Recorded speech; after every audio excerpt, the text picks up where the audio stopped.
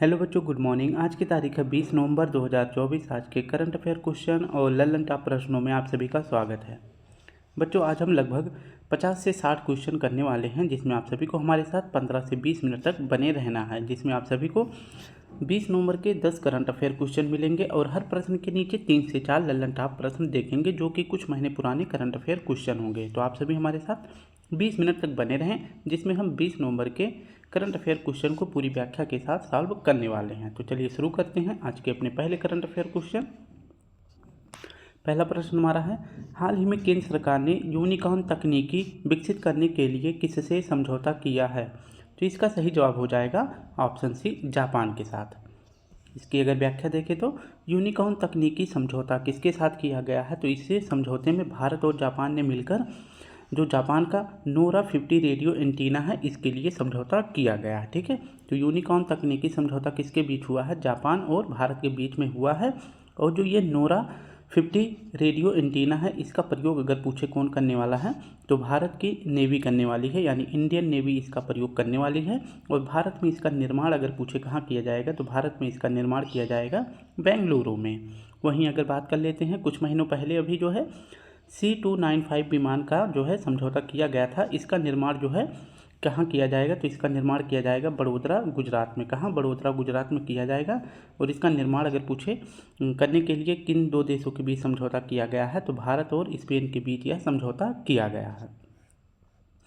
Next हमारा प्रश्न है, हाल ही में भारतीय अंतर्राष्ट्रीय फिल्म महोत्सव के 55वें संस्करण का फोकस देश किसे घोषित किया गया है? ऑस्ट्रेलिया को घोषित किया गया है। और अंतर्राष्ट्रीय फिल्म महोत्सव का आयोजन अगर पूछे कहाँ किया जाएगा, तो पणजी, गोवा में इसका आयोजन किया जाएगा। नेक्स्ट प्रश्न, हाल ही में वर्ष 2024 के साहित्य के नोबेल पुरस्कार के लिए चुनी गई लेखिका हांगकांग का संबंध किससे है? तो ये है दक्षिण कोरिया की, जिन्हें जो है 2024 का साहित्य का नोबेल पुरस्कार दिया गया है। हाल ही में नासा ने सुनीता विलियम्स को धरती पर वापस लाने के लिए किसके सहयोग से क्रू 9 मिशन लॉन्च किया है? तो स्पेस एक्स की सहायता से जो है क्रू 9 मिशन लॉन्च करेगा कौन? नासा। और किसके लिए? सुनीता विलियम्स को धरती पर वापस लाने के लिए। सॉरी। दूसरा प्रश्न है, हाल ही में चर्चा में रहे ऑपरेशन द्रोणागिरी किसने लॉन्च किया है? तो ऑपरेशन द्रोणागिरी किसने लॉन्च किया है? तो यह लॉन्च किया गया है विज्ञान और प्रौद्योगिकी विभाग के द्वारा। ऑप्शन ए हमारा सही हो जाएगा। ऑपरेशन द्रोणागिरी अगर पूछे किसने लॉन्च किया है, तो विज्ञान और प्रौद्योगिकी विभाग ने इसको लॉन्च किया है। और पूछे कि इसको लीड कौन करेगा, तो इस ऑपरेशन को लीड करने वाला है IIT तिरुपति, इसको लीड करने वाला है। इसको लॉन्च करने का उद्देश्य क्या है? तो इसको लॉन्च करने का उद्देश्य है कि पूरे भारत में जहाँ भी आपदा जैसे भूस्खलन या फिर ज्वालामुखी, सुनामी या कुछ सूखा, इन सभी जगहों का जो है चित्रण करने के लिए ऑपरेशन द्रोणागिरी को लॉन्च किया गया है विज्ञान और प्रौद्योगिकी विभाग के द्वारा। तो इसका उद्देश्य क्या है? पृथ्वी का मानचित्रण तैयार किया जाएगा, या फिर कहें तो भू स्थानिक डेटा का एकत्रीकरण किया जाएगा, जिससे कि जो भी भूगर्भीय हलचलें होंगी, उन सभी का जो है डाटा किस पे मिलेगा? ऑपरेशन द्रोणागिरी पर मिलने वाला है। अगर पूछे कि इसका पहला चरण जो है भारत के कुछ राज्यों में जो है शुरू भी कर दिया गया है, जैसे उत्तर प्रदेश, हरियाणा, असम, आंध्र प्रदेश और महाराष्ट्र में ये जो है शुरू कर दिया गया है। नेक्स्ट अगर बात करते हैं कि ऑपरेशन सद्भाव कहाँ शुरू किया गया था, तो यह टाइफून यागी से प्रभावित जो देश थे, वहाँ पे जो है ऑपरेशन सद्भाव शुरू किया गया था। ऑपरेशन कामधेनु, तो यह मवेशियों के लिए शुरू किया गया है। कहाँ पर? जम्मू कश्मीर में शुरू किया गया है। ऑपरेशन इंद्रावती, ये कहाँ शुरू किया गया है? तो हैती में फंसे भारतीयों को बाहर निकालने के लिए शुरू किया गया था। और ऑपरेशन इजराइल में अगर पूछे कौन सा ऑपरेशन शुरू किया गया था, तो ऑपरेशन अजय इजराइल में शुरू किया गया था। नेक्स्ट हमारा प्रश्न है, हाल ही में चर्चा में रहे बहुपक्षीय युद्धाभ्यास IB समर 8 कहाँ पर आयोजित हुआ है? तो यह आयोजित किया गया है दक्षिण अफ्रीका में। और इसमें 3 देश भाग लिए हैं। I फॉर हो जाएगा India, B for Brazil, S for south Africa. तो इसमें 3 देशों ने भी भाग लिया है। हाल ही में दादा साहेब फाल्के पुरस्कार के लिए किसे चुना गया है? तो मिथुन चक्रवर्ती जी को 2024 का दादा साहेब फाल्के पुरस्कार दिया जाएगा। हाल ही में अंतर्राष्ट्रीय अनुवाद दिवस 2024 कब मनाया गया है? तो 30 सितंबर को मनाया गया है। तीसरा प्रश्न है, हाल ही में भारत का 56वां बाघ अभ्यारण्य किसे घोषित किया गया है? तो यह घोषित किया गया है, ऑप्शन डी हमारा सही हो जाएगा, गुरु घासीदास तमोर पिंगला को जो है भारत का 56वां बाघ अभ्यारण्य घोषित किया गया है। और ये किस राज्य में है? तो छत्तीसगढ़ में है। इसकी अगर व्याख्या देखें तो भारत में अगर बात करते हैं टाइगर रिजर्व, ये कब शुरू किया गया था? तो यह शुरू किया गया था 1973 में, जिसे प्रोजेक्ट टाइगर कहते हैं। और इसके तहत भारत का पहला अगर पूछे टाइगर रिजर्व किसे घोषित किया गया था? तो जिम कॉर्बेट राष्ट्रीय उद्यान को घोषित किया गया था। इसकी स्थापना अगर पूछे कब करी गई थी? तो 1936 को किया गया था। वर्तमान में जिम कॉर्बेट का नया नाम क्या कर दिया गया है? तो रामगंगा राष्ट्रीय उद्यान इसका नया नाम कर दिया गया है। 56वां वर्तमान में अगर पूछे कि भारत का 56वां टाइगर रिजर्व किसे घोषित किया गया है? तो गुरु घासीदास तमोर पिंगला को किया गया है। और ये किस राज्य में है? ये छत्तीसगढ़ में है। और इसको घोषित अगर पूछे किसने किया है? तो पर्यावरण मंत्री भूपेंद्र यादव जी ने इसको घोषित किया है। 56वां हमने देख लिया, पहला देख लिया है। अब लगातार जो है 52, 53, 54 और 55 देखते हैं, ठीक है। 52वां अगर पूछे टाइगर रिजर्व कौन सा है? तो रामगढ़ विषधारी है। और किस राज्य में है? राजस्थान में। 53वां अगर पूछे कौन है? तो रानीपुर टाइगर रिजर्व उत्तर प्रदेश में है। 54वां है वीरांगना दुर्गावती टाइगर रिजर्व, ये कहाँ है? मध्य प्रदेश में। और धौलपुर करौली ये कहाँ है? ये राजस्थान में है, जो कि 55वें क्रम का है। नेक्स्ट हमारा प्रश्न है, हाल ही में T20 अंतर्राष्ट्रीय क्रिकेट में सबसे अधिक स्कोर 344 रन का नया रिकॉर्ड किसने बना दिया है? तो नया रिकॉर्ड बनाया है जिम्बाब्वे ने। और किसके खिलाफ मारा था 344 रन? तो जिम्बाब्वे ने किसके खिलाफ मारा था? थोड़ा सा नाम भूल रहे हैं, अभी हम बता देंगे। अगर बात करें कि पहला सबसे बड़ा स्कोर किसका हो गया? जिम्बाब्वे का। और दूसरा पूछे किसका है? तो 314 रन है, किसका है? नेपाल का। और किसके खिलाफ? मंगोलिया के खिलाफ मारा था। और भारत का तीसरा है विश्व में सबसे बड़ा स्कोर 297, और भारत ने बांग्लादेश के खिलाफ मारा था। नेक्स्ट हमारा प्रश्न है, हाल ही में भारत ने पहले एशिया पैसिफिक पैडल कप में कौन सा पदक जीता है? तो कांस्य पदक जीता है। हाल ही में दर्शनी शैक्षणिक भ्रमण कार्यक्रम किसने प्रारंभ किया है? तो यह तेलंगाना सरकार ने प्रारंभ किया है। चौथा प्रश्न हमारा है, हाल ही में चर्चा में रही ऑफियोफैगस कलिंगा प्रजाति का संबंध किससे है? तो ऑफियोफैगस कलिंगा प्रजाति का संबंध किससे है? तो यह पश्चिमी घाट का एक सांप है जिसे किंग कोबरा कहा जाता है। और इसी का अब वैज्ञानिक नाम क्या कर दिया गया है? तो पूरे विश्व में अब ऑफियोफैगस कलिंगा के नाम से जाना जाएगा, किंग कोबरा। इसकी अगर व्याख्या देखें तो ऑफियोफैगस कलिंगा ये कहाँ पाया जाता है? तो भारत के पश्चिमी घाट पर पाया जाता है। और ये जो है किंग कोबरा का वैज्ञानिक नाम है, ठीक है। अगर बात करते हैं ये कहाँ पाया जाता है, किस राज्य में? तो पश्चिमी घाट में, जिसके अंतर्गत तमिलनाडु, केरल, कर्नाटक, महाराष्ट्र आते हैं। और यहीं पर जो है यह किंग कोबरा पाया जाता है, ठीक है। नेक्स्ट अगर ऑप्शन में जो दिया गया था नील कुरिंजी फूल, ये कहाँ पाए जाते हैं? तो ये नीलगिरी की पहाड़ियों पर पाए जाते हैं। और ये जो है 12 साल में एक बार इसमें जो है फूल खिलता है। और वहीं नेक्स्ट बात करें नीलगिरी ताहर, यह तमिलनाडु का राजकीय पक्षी है। और ग्रेट हॉर्नबिल, यह केरल और अरुणाचल प्रदेश का राजकीय पक्षी है, ग्रेट हॉर्नबिल। सॉरी।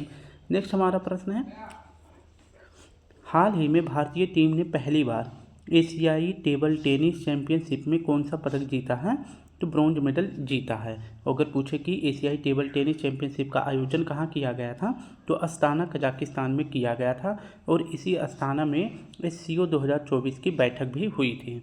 नाटो वर्ष 2025 में अपना उत्तरी कमान कहाँ स्थापित करेगा? तो फिनलैंड में स्थापित करेगा। फिनलैंड को जो है झीलों का देश कहते हैं। ज्ञानपीठ पुरस्कार अगर पूछे कितनी भाषाओं में प्रदान किया जाता है? तो 23 भाषाओं में प्रदान किया जाता है, जिसमें 22 तो हमारे संविधान में उल्लेखित है। 23वां अगर पूछे कौन सा है? तो अंग्रेजी भाषा है, ठीक है। नेक्स्ट बात करें अंग्रेजी साहित्य अकादमी पुरस्कार कितनी भाषाओं में प्रदान किया जाता है? तो 24 भाषाओं में प्रदान किया जाता है। 22 मैंने बता दिया संविधान की भाषाएं हैं। और 23वां कौन हो जाएगा? अंग्रेजी। और 24वां कौन हो जाएगा? तो राजस्थानी भाषा में, ठीक है। तो 2 और भाषा इसमें ऐड कर देंगे साहित्य अकादमी पुरस्कार में, जबकि ज्ञानपीठ पुरस्कार में सिर्फ अंग्रेजी में दिया जाता है, राजस्थानी में नहीं दिया जाता। नेक्स्ट प्रश्न है, हाल ही में भारत के नियंत्रक और महालेखा परीक्षक पद पर किसे नियुक्त किया गया है? तो ये नियुक्त किए गए हैं के संजय मूर्ति जी। ये कल से नियुक्त हो जाएंगे, ये आपको याद रखना है, ठीक है। ये कल से नियुक्त हो जाएंगे। इसकी अगर पूरी व्याख्या देखें तो CAG इनका फुल फॉर्म होता है comptroller and auditor general, Hindi में कहते हैं नियंत्रक और महालेखा परीक्षक, इसे हिंदी में कहते हैं। बात करते हैं सीएजी का उल्लेख हमारे संविधान के किस भाग में किया गया है, तो भाग 5 में किया गया है। अनुच्छेद 148 से लेकर 151 के बीच सीएजी का उल्लेख किया गया है। भारत के अगर पूछे पहले सीएजी कौन थे, तो वी नरहरि राव जी थे। और वर्तमान में अगर पूछे कौन है, तो वर्तमान में अभी फ़िलहाल आज के दिन जो है कौन है, गिरीश चंद्र मुर्मू जी हैं। लेकिन कल यानी 21 नवंबर को कौन हो जाएंगे, तो के संजय मूर्ति जी हो जाएंगे। ठीक है। अगर बात करते हैं कि जो सीएजी है इनका कार्यकाल कितना होता है, तो इनका कार्यकाल या तो इनका पूरा कार्यकाल कंप्लीट हो जाए 6 वर्ष, या फिर इनकी आयु 65 वर्ष कंप्लीट हो जाए। ठीक है, दोनों में से जो पहले कंप्लीट हो जाएगा वही जो है इनका कार्यकाल हो जाएगा। ठीक है, तो वर्तमान में अगर पूछे कौन है, गिरीश चंद्र मुर्मू है। कल के दिन कौन हो जाएंगे, तो के संजय मूर्ति जी हो जाएंगे। नेक्स्ट बात करते हैं कि अगर सीएजी की अगर पूछे नियुक्ति कौन करता है, तो सीएजी की नियुक्ति करते हैं राष्ट्रपति। अगर सीएजी को अगर हटाना है, पदमुक्त करना है, तो कौन कर सकता है, तो संसद के द्वारा प्रस्ताव के द्वारा पारित करके सीएजी को पदमुक्त किया जा सकता है। नेक्स्ट प्रश्न की बात करें, हाल ही में बंगाल और उड़ीसा में आए चक्रवाती तूफान दाना का नामकरण किसने किया है, तो दाना का नामकरण किया है कतर ने। और इस दाना का अर्थ पूछे क्या है, तो दाना का अर्थ है उदारता। नेक्स्ट प्रश्न है, हाल ही में इसरो किसके सहयोग से चंद्र ध्रुवीय अन्वेषण मिशन लूपेक्स लॉन्च करेगा, तो इसरो किसके सहयोग से लॉन्च करेगा, जापान की जाक्सा स्पेस एजेंसी के सहयोग से लॉन्च करने वाला है। नेक्स्ट प्रश्न है, हाल ही में सशस्त्र बल चिकित्सा सेवा महानिदेशक का पदभार संभालने वाली पहली महिला अधिकारी कौन है, तो आरती सरीन जी हैं। नेक्स्ट हमारा प्रश्न है 6वां, हाल ही में गरीबी और भूख से लड़ने के लिए वैश्विक गठबंधन कहाँ लॉन्च हुआ है, तो यह लॉन्च किया गया है ब्राज़ील में, क्योंकि ब्राज़ील में ही G20 का आयोजन किया जा रहा है। तो ऑप्शन डी हमारा सही हो जाएगा। G20 2024 की बैठक अगर पूछे कहाँ पे हो रही है, तो ब्राज़ील में हो रही है। और किस क्रम का बैठक है, तो यह है 19वें क्रम की बैठक। ठीक है, और यहीं पर G20 में अगर पूछे कि अध्यक्षता कौन कर रहा है, तो ब्राज़ील के राष्ट्रपति लूला डी सिल्वा जो है इसकी अध्यक्षता कर रहे हैं। और यहीं पर जो है भूख और गरीबी से लड़ने के लिए वैश्विक गठबंधन लॉन्च किया गया है। और भूख और गरीबी से लड़ने के लिए जो वैश्विक गठबंधन लॉन्च किया गया है, इसको लॉन्च करने के लिए 3 स्तंभ बताए गए हैं, जिसमें बताया गया है कि गरीबी और भूखमरी को समाप्त करने के लिए 3 स्तंभ दिए गए हैं। जिसमें पहला स्तंभ बताया गया है सार्वजनिक नीति, यानी कि सभी देशों के लोगों की जो नीतियां हैं उसको जानना है, और सभी लोगों को जो है वित्तीय सहायता प्राप्त करना है, और ज्ञान और जागरूकता जो है लोगों के बीच में जो है पैदा करना है। ठीक है, तो ये इसके जो है 3 स्तंभ है किसके, भूखमरी और गरीबी से लड़ने के लिए जो वैश्विक गठबंधन लॉन्च किया गया है। नेक्स्ट अगर बात कर लेते हैं कि इटली में जो है बैठक हुई है G7 का, लाओस में आसियान की बैठक हुई है, और भारत में यूनेस्को की जो 46वीं बैठक हुई है, तो ये कहाँ पर हुई है, भारत में हुई है। हाल ही में भारत की भाषाई विरासत पर प्रवासी परिचय 2024 सम्मेलन कहाँ आयोजित हुआ है, तो रियाद में हुआ है, जो कि सऊदी अरब का एक शहर है। और इस बार इसकी थीम क्या रखी गई है, भारत की शास्त्रीय भाषाएं इसकी थीम रखी गई है। वर्तमान में पूछे भारत में कितनी शास्त्रीय भाषाएं हैं, तो 11 शास्त्रीय भाषाएं हैं। नेक्स्ट हमारा प्रश्न है, प्रवासी भारतीय दिवस 2025 का मेजबानी कौन करेगा, तो यह उड़ीसा करेगा। और यह कब शुरू होगा, तो 9 जनवरी से शुरू होगा। हाल ही में आयुष चिकित्सा मूल यात्रा शिखर सम्मेलन 2024 कहाँ आयोजित हुआ है, तो यह मुंबई में आयोजित हुआ है। हाल ही में पूर्व अग्निवीरों के लिए 15% आरक्षण की घोषणा करने वाली पहली बड़ी कंपनी कौन सी है, तो ब्रह्मोस एरो स्पेस है। नेक्स्ट हमारा प्रश्न है 7वां, हाल ही में NSG का 10वां आतंकवादी रोधी अभ्यास अग्नि परीक्षा कहाँ आयोजित हुआ है, यह अग्नि परीक्षा कहाँ हुआ है, तो यह आयोजित हुआ है हरियाणा में। अग्नि परीक्षा यह जो है 10वें क्रम का है, और यह किसके लिए शुरू किया गया है, तो आतंकवाद रोधी अभ्यास है, यानी कि जो भारत में आतंकवादी हमले होते थे उसको रोकने के लिए जो है अग्नि परीक्षा का आयोजन किया गया है। इस बार जो है 10वें क्रम का आयोजन किया गया है। और पूछे लॉन्च किसने किया है, तो यह NSG के द्वारा लॉन्च किया गया है, जिसे नेशनल सिक्योरिटी गार्ड कहते हैं। इसके द्वारा आतंकवादी रोधी अभ्यास जिसको नाम दिया गया अग्नि परीक्षा का आयोजन किया गया है। पूछे कि इसका आयोजन कहाँ किया गया है, तो गुरुग्राम हरियाणा में जो है इसका आयोजन किया गया है। वहीं पूछे कि अग्नि जो ये एनर्जी है इसकी स्थापना कब होती है, तो इसकी स्थापना होती है 1986 अधिनियम के तहत इसकी स्थापना होती है। इसको स्थापित करने का उद्देश्य क्या है, तो आतंकवाद को रोकने के लिए एनर्जी का स्थापना किया गया था। ठीक है, तो इस बार 10वें क्रम का आयोजन कहाँ किया गया है, गुरुग्राम हरियाणा में किया गया है। नेक्स्ट बात करें तो हाल ही में चर्चा में रही हिमालय में खोजी गई नई प्रजाति एंगुइकुलस डिकेप्रियोई का संबंध किससे है, तो यह एक प्रकार का सांप है, ये आपको याद रखना है। वहीं बात करें कि सांपों के अध्ययन को क्या कहा जाता है, तो सर्पेंटोलॉजी या ऑफियोलॉजी कहा जाता है। नेक्स्ट प्रश्न है, हाल ही में प्रधानमंत्री नरेंद्र मोदी ने धरती आबा जनजातीय ग्राम उत्कर्ष अभियान कहाँ प्रारंभ किए हैं, तो झारखंड में यह योजना शुरू की गई है। हाल ही में दुनिया की पहली बायोनिक आँख जेनेरिस बायोनिक विजन सिस्टम को कहाँ विकसित किया गया है, तो ऑस्ट्रेलिया में विकसित किया गया है। 8वां प्रश्न हमारा है, हाल ही में दक्षिण एशिया का सबसे बड़ा समुद्री विचार नेतृत्व शिखर सम्मेलन सागर मंथन कहाँ प्रारंभ हुआ है, तो यह सागर मंथन शुरू किया गया है नई दिल्ली में। तो दक्षिण एशिया का सबसे बड़ा समुद्री विचार नेतृत्व शिखर सम्मेलन जो कि सागर मंथन के नाम से जाना जाता है, इसका आयोजन पूछे कहाँ किया गया है, तो नई दिल्ली में किया गया है। सागर मंथन क्या है, तो दक्षिण एशिया का सबसे बड़ा समुद्री विचार नेतृत्व सम्मेलन है। इसका आयोजन पूछे कहाँ किया गया है, तो नई दिल्ली में किया गया है। इसका आयोजन अगर पूछे किसने किया है, तो बंदरगाह और जहाज रानी मंत्रालय के द्वारा और साथ साथ में ऑब्जर्वर फाउंडेशन, इन दोनों ने मिलकर जो है सागर मंथन का आयोजन नई दिल्ली में किया है। और पूछे इसका उद्घाटन किसने किया है, तो सागर मंथन का उद्घाटन किया गया है सर्बानंद सोनोवाल जी के द्वारा किया गया है, जो कि बंदरगाह और जहाज रानी मंत्रालय के मंत्री हैं। इसके उद्घाटन समारोह में अगर पूछे कौन से 3 देश शामिल थे, तो ग्रीस, मालदीव और अर्जेंटीना 3 देश इसमें शामिल थे। नेक्स्ट प्रश्न है, हाल ही में वर्ष 2024 के दूसरे नौसेना कमांडर के सम्मेलन का पहला चरण कहाँ आयोजित हुआ है, तो पहला चरण आयोजित किया गया है गंगटोक सिक्किम में, और दूसरा चरण कहाँ आयोजित किया जाएगा, तो दिल्ली में किया जाएगा। तो दूसरी सेना कमांडर का जो पहला चरण आयोजित किया गया है गंगटोक और दूसरा दिल्ली में, क्योंकि ये 2 चरणों में लॉन्च किया जाएगा। नेक्स्ट हमारा प्रश्न है, हाल ही में विश्व हरित अर्थव्यवस्था मंच का आयोजन कहाँ किया गया है, तो UAE में किया गया है।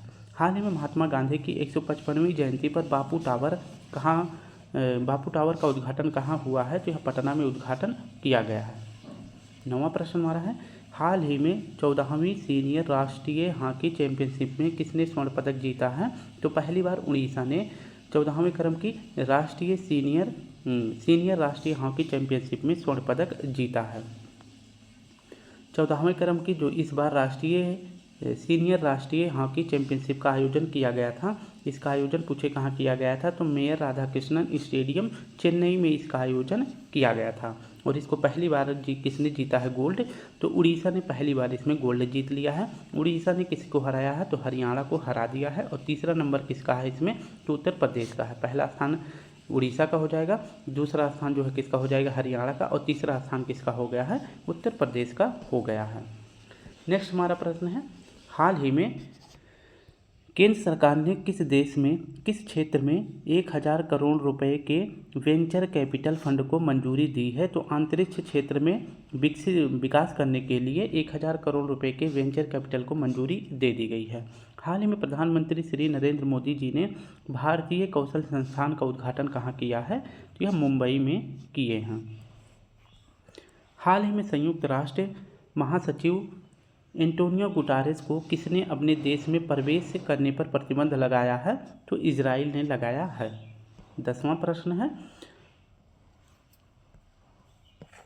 हाल ही में 19 नवंबर को मनाए गए नेशनल इंटीग्रेशन डे 2024 का संबंध किससे है, तो इस दिन जो है 2024 में नेशनल इंटीग्रेशन डे मनाया गया है। कब, 19 नवंबर को मनाया गया है। इस दिन का अगर पूछे संबंध किससे है, तो यह इंदिरा गांधी से संबंधित है। इसकी अगर व्याख्या देखें तो नेशनल इंटीग्रेशन डे 2024 अगर पूछे कब मनाया गया है तो यह मनाया गया है 19 नवंबर को मनाया गया है।